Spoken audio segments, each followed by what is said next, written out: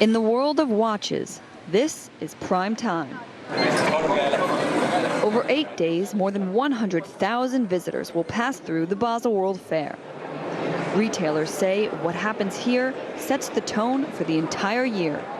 Most of the watchmakers here at Basel World will tell you they're expecting another year of very strong growth.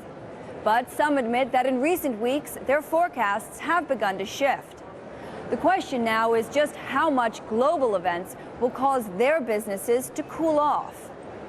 Hermès says their sales may be hit. Certainly we need to look at the plans again. The Middle East might change its profile in terms of business this year.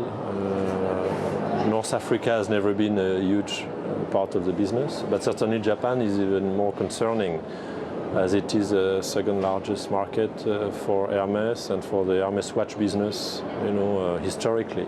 Despite the events, Hermès is sticking with a forecast of at least 10% sales growth this year. They are one of many Swiss watchmakers who've been thriving since the last show.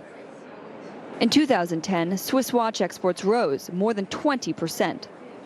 And figures for the first months of this year show a promising start. A few months ago, this analyst forecast 10% growth for the global watch industry. Now, he expects closer to 7%.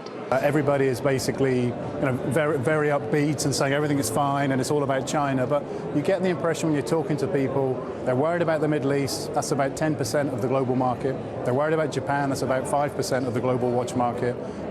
So that's about 15% of the watch market is under severe stress. At Basel, though, that stress is out of sight.